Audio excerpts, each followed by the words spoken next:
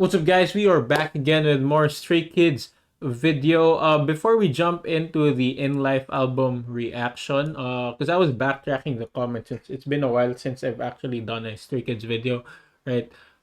I've noticed one comment that suggested this, and it had a lot of like cloud, not really cloud.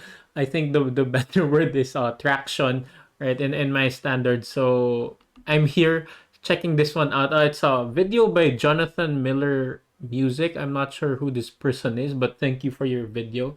Let's like this and like subscribe as well. Thank you for your what is this? 20-minute video on, I think it's a guide or a documentary on Stray Kids. So if you wanna like, I think I checked this channel a while ago.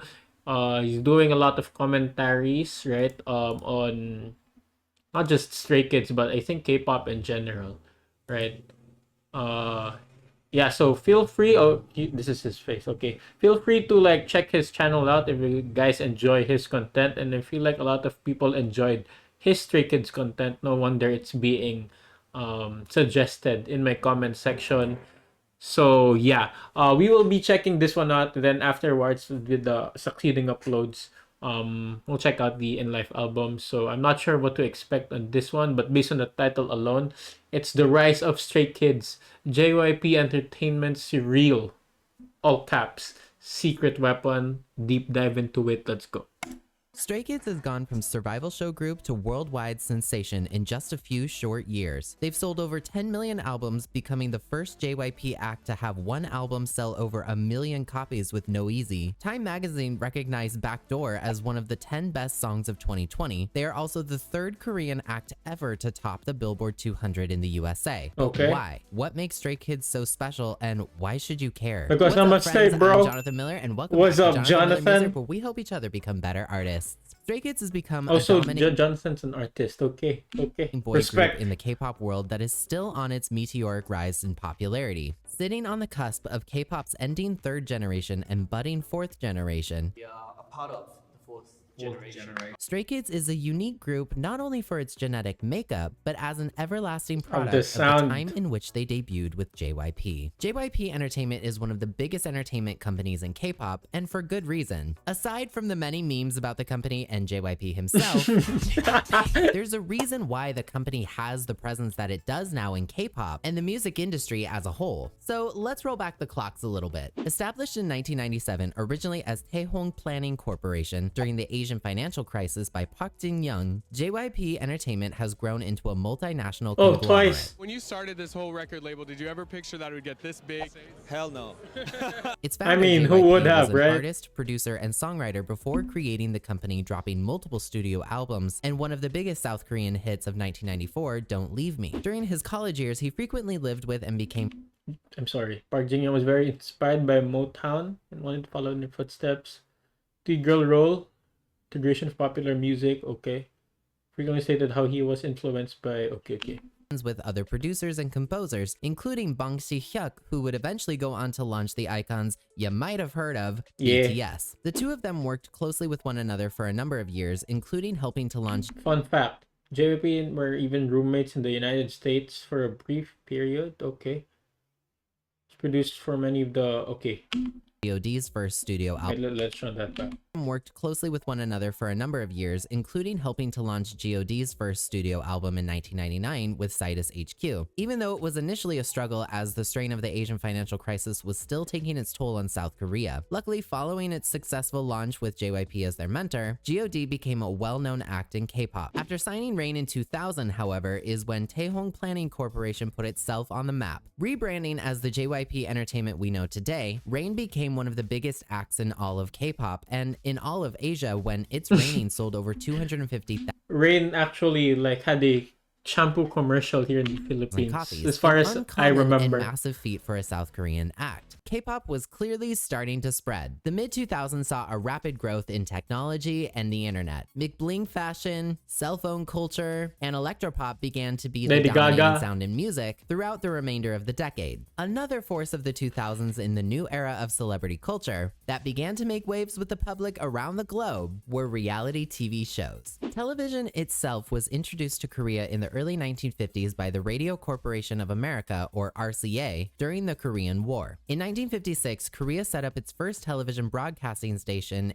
HLKZ-TV, which eventually was acquired by Hankook Bangsong Kongsa, or KBS-1 TV as you probably know. KBS-1. Throughout President Park Chung-hee's authoritarian government, many restrictions were placed on what television content creators were allowed to produce, carefully balancing entertainment and propaganda until freedom of the press and media was established in 1989 with the registration of periodicals and the Broadcast Act. Fast forward to when Korea was in the throes of the Asian financial crisis in the 90s, television began to shift toward comfort and fun types of entertainment, often including music-oriented programs. Programs combining emotional, talk show, and observational aspects came into being around this time, fusing them together, much like how K-pop music combines multiple genres in one song today. These TV programs came to be known as Korean variety shows, with one of the first centering around JYP and Citus HQ group GOD.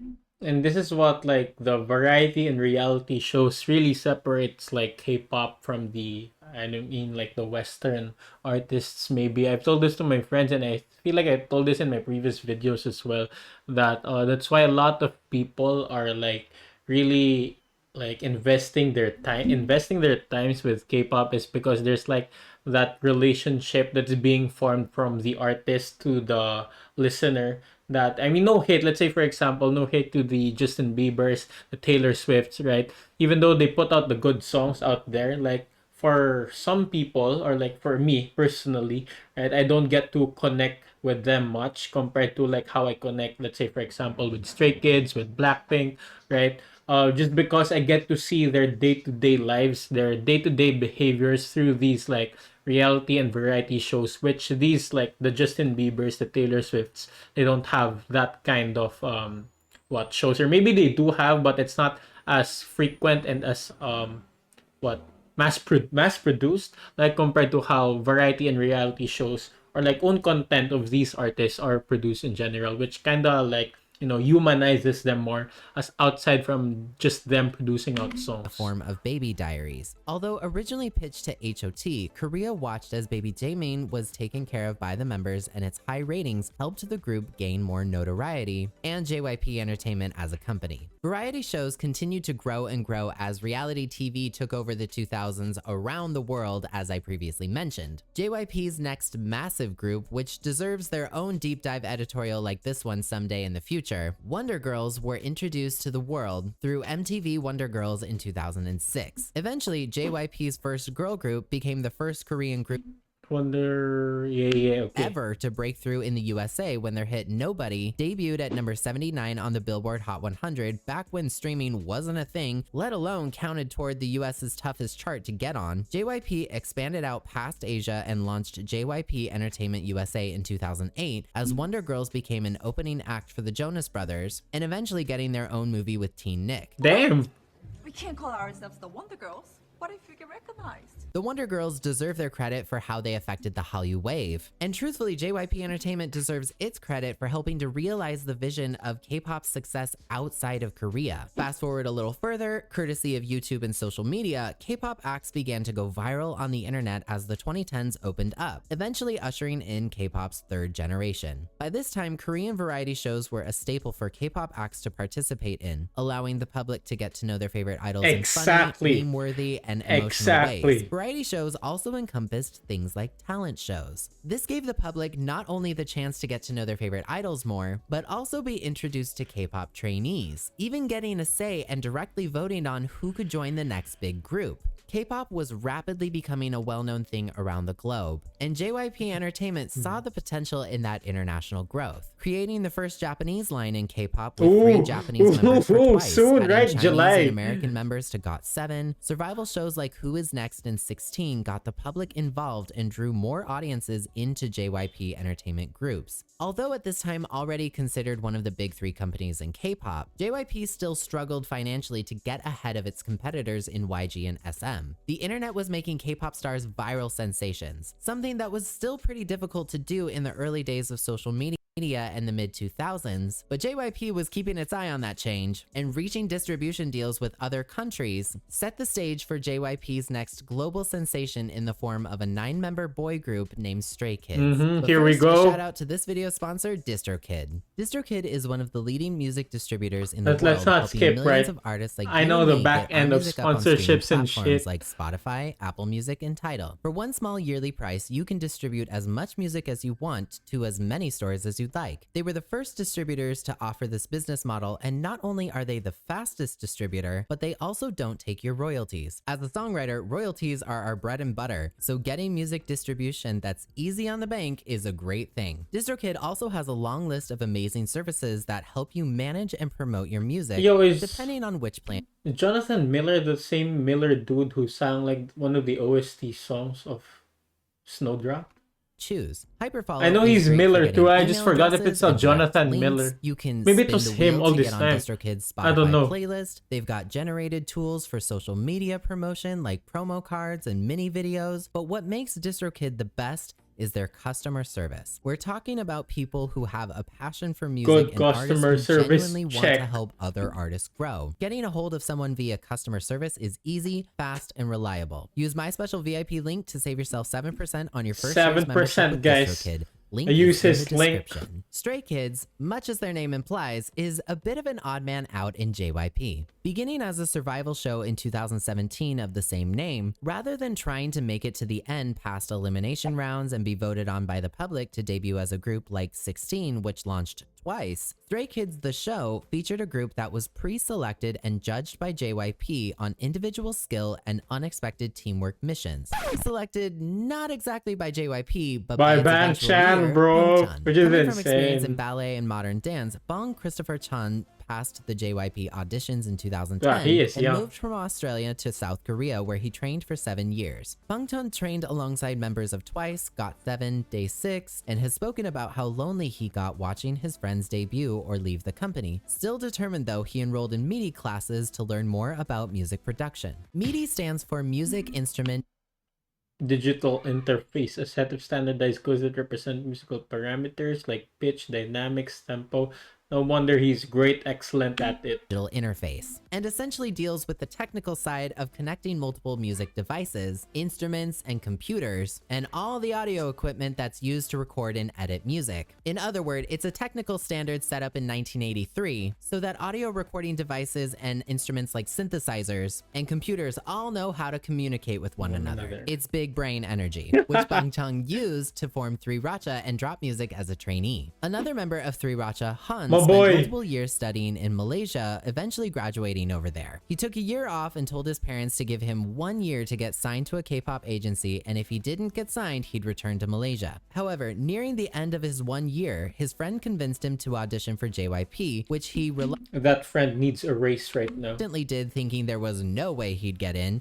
But he did. Shout out to that friend. Same, As part of bro. 3RACHA, he released his first mixtape with his group mates in 2017. If you're not familiar, a mixtape is a little bit different from an album or an EP, and is a term originating from the 1980s to describe a homemade compilation of songs on a cassette. However, mixtapes in this context come from Black R&B and hip-hop culture to describe a self-produced and independently released, oftentimes for free, collection of music by an artist. Well, learn Usually something less new every cohesive in day. sound than a regular album, and containing any number of tracks, whereas studio albums used to typically contain on average anywhere from 10 to 14 songs. Mixtapes are often dropped underground and used to showcase many different talents or different sounds on one body of work from an artist. Nowadays, because of streaming freeing artists from the runtime and data limitations of a physical CD, the hard line between album Is and gone. mixtape often gets blurred, but there is a difference. Anyway, Han trained at JYP for 3 years, where he met the final member of 3RACHA, Changbin. Changbin, whom was told by Younghyun Suk of YG Entertainment that he was one of the best rappers he'd heard from JYP, Facts. once performed at a school festival to Taeyong's Ring-a-Linga. Upon being accepted into JYP Entertainment, his supportive parents called him a genius and said had they known he was so good, they would have gotten him into music earlier and more seriously. Shout out to the trained at parents. JYP for about 2 years, and together with Bangtan and Han, 3RACHA would go on to primarily write and produce nearly all of Stray Kids' music. music, something that doesn't happen very often in K-pop. The trio would also eventually be promoted to regular members of the Korea Music Copyright Association in 2023, a non-profit organization that exists to support its members' copyrighted content by protecting their intellectual property rights. Each year, based on the amount of royalties they've accrued in the past 3 years, the KOMCA promotes 25 junior members to regulars, which then gives them the right to vote at the KOMCA general meetings. Fun fact, the first K-pop musician to be promoted to a regular member was G-Dragon in 2011, and other artists now include Suga, RM, J-Hope, Woozi, Boa, and IU. Another member of Stray Kids, Woojin, graduated from the School of Performing Arts, Seoul, and was originally a trainee under SM Entertainment, training alongside members of NCT. Originally a main vocalist in Stray Kids, he eventually left the group for personal reasons and went on to pursue a successful solo career with his debut solo mini album dropping in 2021. Seungmin lived a short time in LA where he learned a bit of English while in the 4th grade. He eventually came in second at JYP Entertainment's 13th open audition, where he never missed a day of training and only trained for about a year before joining Stray Kids. Jungin, also known as IN, is the maknae and youngest member of Stray Kids. As a kid, he often performed Korean throat music. Stemming from the Japanese occupation of Korea, Stream from the it's reading it. He's reading it. It's been around for nearly a century. Okay. Music comes from the word foxtrot, which is a style of ballroom dance, but Korean trot music's signature sound involves repetitive rhythms and vocal flexing. IN was also a model as a kid before joining JYP Entertainment, where he trained for 2 years. Eventually, as a member of Stray Kids, he dropped the bop that is maknae on top, which, by the way, in case you've never heard it, if you happen to be the youngest member of your family like I am, consider it your new life anthem. Hyunjin actually has always loved singing and participated in many competitions. He and his family moved to Las Vegas, Nevada for a brief time when he was 6 years old before moving back to Korea. One day, while shopping with his mother, he was grabbed by the wrist by a JYP scout and handed a business card to audition. Originally creeped out and skeptical, rightfully so, he eventually did go to the audition where he passed and trained for 2 years. Lino started dancing in middle school and was actually featured in a National Geographic segment long before he joined JYP. Any one of these hopefuls could be the next big thing in K-pop.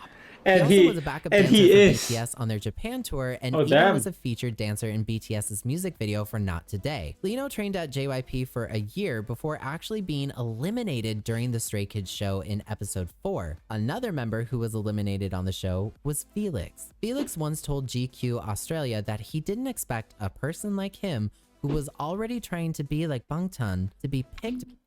Reveals he was handpicked by group. A new interview with Dos opened up about how it's like being okay. By him to potentially join the group. Also coming from Australia. I mean, with a voice like that, you can't let that go, man. For about a year, Felix had difficulty with learning Korean, which contributed to his elimination in the 8th episode. However, in a surprise twist perfect for reality television, JYP gave Felix and Lino another chance to see if Stray Kids would debut as a 7-member group or a 9-member group, ultimately becoming the latter. Their pre-debut song Elevator, a song composed on the show, debuted at number 2 on the Circle chart in November 2017. Stray Kids was officially on their way to launch a brand new generation of K-pop. The third generation of K-pop is a rather unique one, because it's largely where K-pop acts began to really break through in the West. As millennials got older and many Gen 2 groups began to disband or go on hiatus, newer acts at the time like Red Velvet, BTS, my batchmates, and let's more go, captured the attention of coming-of-age Gen Z. Twitter was flooded with fan cams spreading the word about their favorite groups. YouTube became more intrinsic to music culture after Psy's Gangnam Style became the first video ever to pass 1 billion views. Social media challenges, BTS collaborating with Halsey and other Western acts, or Blackpink and Dua Lipa helped thrust open the eyes of Western audiences to K-pop. Gen 3 acts were tasked with a very tricky challenge of trying to spread Korean culture, but also trying to figure out how to rapidly adapt to the Western market, which has notoriously not been very welcoming to Eastern acts. But not just in the West though, because K-pop's popularity was growing everywhere. JYP joined Tencent Music Entertainment to launch Boy Story, a Chinese-based boy group in Well, this is my 2016. first time hearing Twice about was them. beginning to crush it in Japan, becoming one of the most popular K-pop girl groups over there, behind acts like Kara and Girls' Generation. The global stage was set, and Stray Kids was ready to help JYP Nation knock every last remaining border down. As K-pop began to grow, so did misconceptions surrounding it. People called K-pop idols robots or manufactured once they found out about their training regime, and they were incorrectly criticized for not writing their own music. So JYP said, alright, bet, and introduced a boy group that practically had full creative control over its work, writing, producing, and arranging nearly all of their own music. And it worked. Stray Kids won Best Male Artist at the 2018 Mamas and Best New Artist at the Felix looks so young. third Golden Disc Awards. They got a Daesung for Performance of the Year at the 2021 Asia Artist Awards and were crowned World K-Pop Star at the Circle Chart As they Music should. Awards in 2022. Their debut album, I Am Not, was eventually certified platinum for sales exceeding 250,000 copies. Their first Japanese single, Top, debuted at #1 on the Oricon Singles Chart, making Stray Kids only the 4th K-pop male artist in history to debut at the top of the chart. Their collaboration with Alesso and DJ Corsac for Going Down Alesso? for PUBG landed them at number 13 on the Billboard Hot Dance and Electronic chart. The music I haven't video heard for that. Thunderous hit 100 million views on YouTube in 55 days, and they topped the Billboard 200 chart with Ordinary, making them the 3rd K-pop boy group behind BTS and Super M to achieve that. Stray Kids, in a testament to their global popularity and K-pop's global expansion, became the first JYP artist to ever have an album sell over 1 million copies, when Noisy sold over 1.1 million in its first month. Furthermore, they also became JYP's first double million selling artist and triple million one's selling just recent artist too. after dropping Maxident in 2022, making them the 2nd fastest artist in Hantel history to have an album reach 2 million copies sold, doing so in just 6 days. Maxident also is the 2nd highest first week sales total in Hantel history, achieving 2 consecutive #1 albums in the US and becoming the 4th Korean and non-English album to top the Billboard 200. Stray Kids has now sold over 10 million albums worldwide. And it's all them because of doing the this work. success and label mate Twice's popularity that JYP Entertainment entered into a historic and landmark relationship with Republic Records, signing Twice, ITZY, and Stray Kids to its roster. Being signed to multiple record labels is a fairly common practice in the music industry because, depending on the business arrangement, all parties will offer something different for the artist. For example, it's really common for K-pop artists to sign with Japanese record labels like Avex because Avex helps in Japanese album distribution, helping to get media placements, tours, and other promotions. No wonder there's The like same the goes for Korean and Republic Records. Japanese Republic albums is a here and well-known there. record label here in the USA and has a fairly good reputation for how it treats its artists, which includes people like Taylor Swift, Ariana Grande, Nicki Minaj, Drake, Post Malone, and many others. A joint venture like this is significant for K-pop, not only because it signifies the USA's growing acceptance of the genre, but it's also a sign that JYP's initial vision of K-pop becoming a global phenomenon It's becoming is a finally reality. becoming Yeah, a yeah, reality. true. Stray Kids gets the magnificent task of charting new waters where K-pop is already a known thing. Given their success so far and the fact that they are set to become the first Korean act to headline Lollapalooza in France soon, Stray Kids is showing that just because everyone knows what K-pop is now, doesn't mean there aren't new barriers and walls to dismantle. Stray Kids is a product of the time they debuted and the legacy that developed before them, but they are also spearheading the charge to ensure that legacy isn't lost. Stray Kids writes their own music to showcase that Korea isn't producing robots, it's producing real and unmatched Talented talent individuals, that deserves to be bitches. heard. Stray Kids helped their own label finally surpass SM and YG, becoming the largest of the big 3 just 5 months after debuting in 2018, helping JYP Entertainment achieve $980.26 million in market capitalization. It's because of acts like Stray Kids that JYP has his artists dominating the West, acts like Niju in Japan, or NMIX reaching Spanish-speaking NMIX, let's audiences go! now. Stray Kids also pays it forward by providing a safe space for their fans, writing songs with gender-neutral pronouns, experimenting with fashion. They donate to causes, more recently with Hyunjin and Changbin both donating 100 million Korean won to victims of the earthquakes in Turkey and Syria. K-pop has now become a global I know phenomenon, Dubu and also Stray Kids is donated, if leading I remember its fourth generation correctly. by not abandoning the work that was done before them. Despite popular belief, Stray Kids is not trying to take BTS's place. They are growing to ensure that K-pop doesn't get written off as a meaningless viral sensation. They are a time capsule of the survival show generation, bridging the gap between the past and the future to ensure that K-pop's success around the world isn't forgotten, and that's why Stray Kids' success matters. It's why their artistry matters, and why Stray Kids everywhere, all around the world, makes Stray What a way Kids to end the stay. video too. Yeah, this is what I was like saying with the Stray Kids. What really separates them apart, aside from their original sound, it's really more on how they were formed and how they are continuously, producing their own songs right now. It's like they're a well-oiled machine at this point, right? They don't have to. I mean, sometimes I feel like they still ask guidance from JYP and like other bosses in the company, right? But mostly it's these men right here doing the work, especially the three Racha, right? The heads behind Stray Kids. So it's really amazing how far they've come. And also like one thing about Stray Kids also, like I kind of get the point here at the end on how they're trying to like break the barrier in the K-pop industry, that they're not just like these mass producing robots that people see them to be. It's how they relate each song to like personal life experiences that we get to experience day to day, right? And some of the songs that I really like are mostly from Stray Kids, especially when it comes to meaning wise, because you can you can like really relate to a lot of their songs. Like one of the, what was that? I forgot which song was it, right? Wait, let me run, because they have a lot of songs, right? I'm not complaining though, right? But sometimes it's overwhelming. Um, was it Slump, or I forgot which one is it? Or Tower? I don't know. But yeah, I think it's Slump, right? With the one with the music video, I think it was Slump, or was it? Anyways, but you get what I mean, right? With Stray Kids, all of their songs, most if not all, really have like a deeper meaning to it, and not just like they're just writing off just cause, right? So that they can produce music out there. It's really well thought out, and what's amazing again is that it's not coming from a different person, right? A different artist or like a different songwriter. It really comes from their brains, their experiences, which makes it more what personal, especially when you're listening to it. That's why you like get to what connect more with their music, on top of their like reality variety shows or even guestings, wherein we get to see their behaviors as people in general. So again, this is why I stand Stray Kids after listening to um Nmix's version of Thunderous.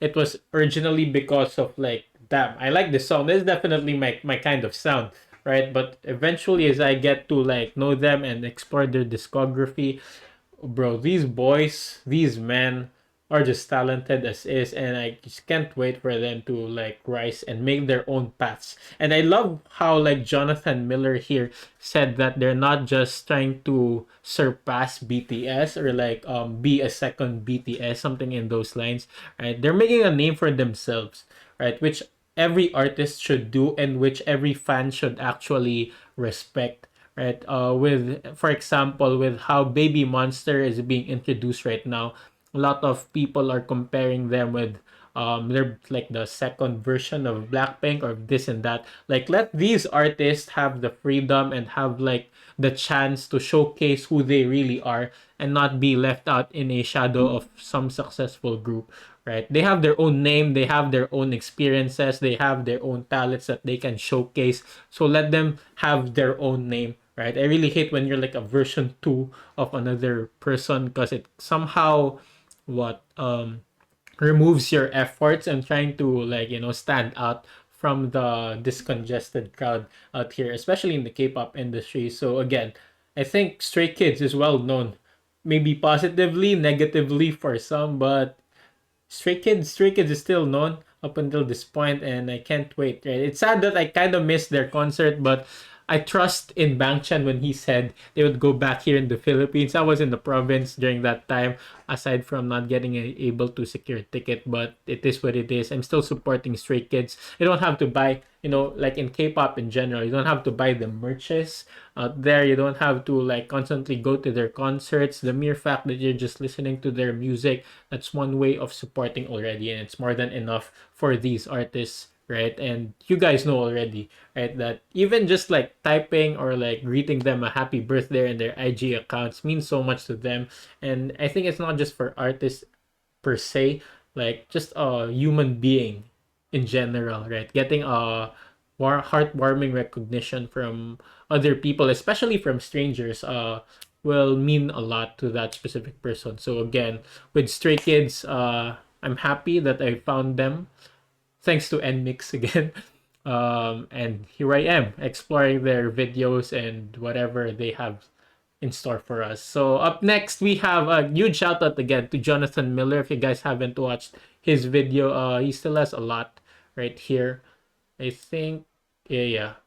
Yes, twice two. Ooh, this one's twice two. Then we have what I've did right and a lot more videos. So make sure to check his channel out. Thank you, Jonathan Miller, for this informative like commentary slash documentary on Stray Kids. In the next video, we will be checking out the In Life album. And as always, I'll see you guys in the next one. Thank you again, Jonathan Miller. Subscribe to his channel. Peace.